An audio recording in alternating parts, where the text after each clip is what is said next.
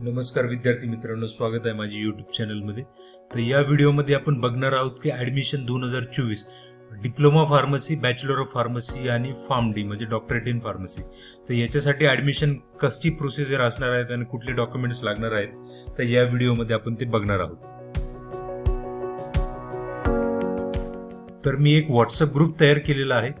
ज्या विद्यार्थ्यांना अपडेट्स पाहिजे असेल तर त्या विद्यार्थ्यांनी ह्या व्हॉट्सअप ग्रुपला जॉईन व्हावे आणि चॅनलला पण सबस्क्राइब करून ठेवा, जेणेकरून तुम्हाला नवीन जे काही व्हिडिओज येतील तर ते तुम्हाला लगेच नोटिफिकेशन मध्ये दिसतील। आता सगळ्यात पहिल्यांदा आपण बघणार आहोत की डॉक्युमेंट्स कुठले कुठले लागतात। आता लक्षात घ्या की 4 कॅटेगरी मध्ये शक्यतो डॉक्युमेंट्स डिवाइड केलेले आहेत: ओपन, ओबीसी और एनटी, एससी, एसटी आणि ईडब्ल्यूएस। तर सगळ्यात महत्त्वाचं पहिलं डॉक्युमेंट म्हणजे सगळ्या कॅटेगरीला जे लागणार आहेत ते म्हणजे एमएसटी सीईटी। सीईटीचा जो रिझल्ट आहे पीसीबी किंवा पीसीएम, तर या दोन्हींपैकी कुठलाही ग्रुप चालेल आणि नीट पण फार्मसीसाठी चालते। तर नीट जरी असेल, फक्त नीट जरी असेल तरी ती चालते। दुसरं डॉक्युमेंट म्हणजे 10वीचं मार्कशीट, तुमच्याकडे सर्टिफिकेट असलं तरी चालेल। 12वीचं मार्कशीट, सर्टिफिकेट किंवा मार्कशीट दोन्हींपैकी कुठलंही एक चालेल।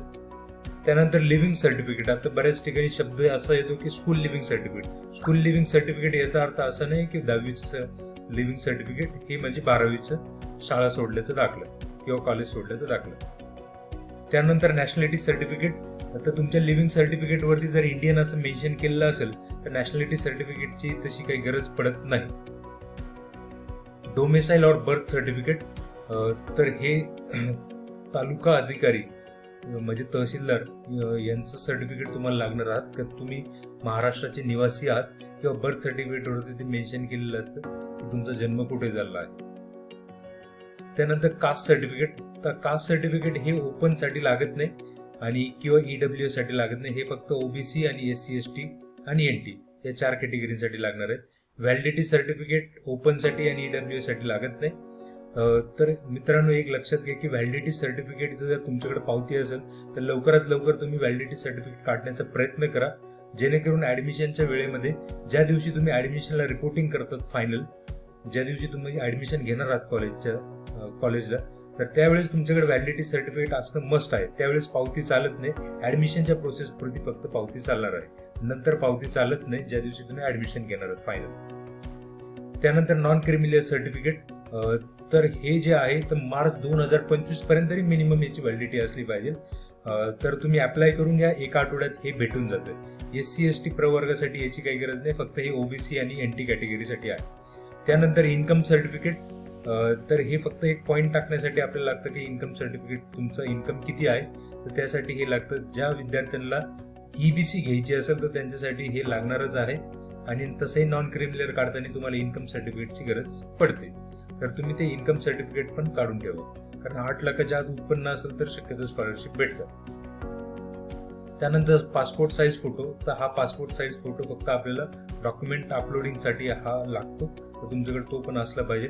पासपोर्ट साईज फोटो आणि साईन तर तुम्ही डायरेक्टली तिथे जाऊन करू शकता कुठल्याही पण कोऱ्या कागदावरती। आणि त्यानंतर आधार कार्ड, तर आधार कार्ड फक्त हे ऍड्रेस प्रूफ म्हणून तुम्हाला लागतं, ते अपलोड करण्याची काही गरज नाही। तर एवढे सगळे जे डॉक्युमेंट्स आहेत ही तुम्ही तयारी सुरुवात करा की हे डॉक्युमेंट्स तुमच्याकडे असले पाहिजे। आता आपण बघणार आहोत की ऍडमिशनची प्रोसेस कशी असते। तर प्रोसेस अजून काही सुरू झालेली नाही, जशी सुरू होईल मी त्याचा व्हिडिओ सगळ्यात पहिले टाकणार आहे। तर पहिली जी प्रोसेस असते registration and verification of documents.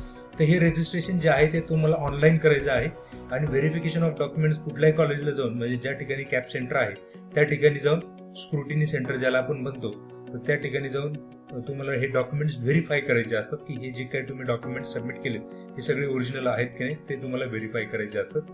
तर ही सगळ्यात पहिली प्रोसेस आहे। दुसरी प्रोसेस जी आहे ती मेरिट लिस्ट। आता मेरिट लिस्ट 2 प्रकारची असतात, प्रोव्हिजनल मेरिट लिस्ट जी सुरुवातीला येते आणि त्याच्यात काही करेक्शन असेल तर फायनल मेरिट लिस्ट येते। फायनल मेरिट लिस्ट मध्ये जर नाव नसेल तर तुम्हाला कॅप प्रोसेसमध्ये जाता येत नाही। कॅप म्हणजे सेंट्रलाइज ऍडमिशन जी प्रोसेस असते राऊंड 1, 2, 3, तर त्याच्यामध्ये तुम्हाला मेरिट लिस्टमध्ये नाव असणं गरजेचं आहे। त्याच्यासाठी registration and verification of documents हे करणं खूप गरजेचं आहे। त्यानंतर कॅप राऊंड 1, आता विद्यार्थी विचारतात की ऑप्शन फॉर्म म्हणजे कॉलेज निवडायचे कधी, तर हे तुम्हाला कॅप राऊंड 1 मध्ये ऑप्शन फॉर्म फिलिंगसाठी हा ऑप्शन ओपन होतो। त्यानंतर अलॉटमेंट होती आणि त्यानंतर तुम्हाला रिपोर्टिंग करायचं तर रिपोर्टिंग पण करू शकतो. आता याच्यामध्ये कॅप 2 आणि कॅप 3 असे 3 राऊंड असतात. तर काही थोडेसे नियमावली आहेत यांच्यासाठी. तर नियमावली आपण ज्यावेळेस हे राऊंड सुरू होतील त्यावेळेस मी ह्या नियमावली पण तुम्हाला सांगणार आहे. आणि हे ऑप्शन फॉर्म कसे भरायचे, कुठले कॉलेज निवडायचे, तर हे पण मी तुम्हाला त्याचा डेमो दाखवणार आहे. तर ही सगळी अशी प्रोसेस आहे. तर त्यासाठी ऍडमिशन माझा व्हॉट्सअप ग्रुप जो आहे तो त्याला जॉईन करा. आणि दुसरं सगळ्यात महत्त्वाचं म्हणजे चॅनलला सबस्क्राईब करून ठेवा. कुठलाही नवीन व्हिडिओ आला तर तुम्हाला त्याचे नोटिफिकेशन लगेच येऊन जाईल. तर याच्या व्यतिरिक्त जर काही अडचण असेल तर तुम्ही कमेंट बॉक्समध्ये मला कमेंट टाकू शकता. तर नक्कीच मी तुमच्या कमेंटला उत्तर देण्याचा प्रयत्न करेन.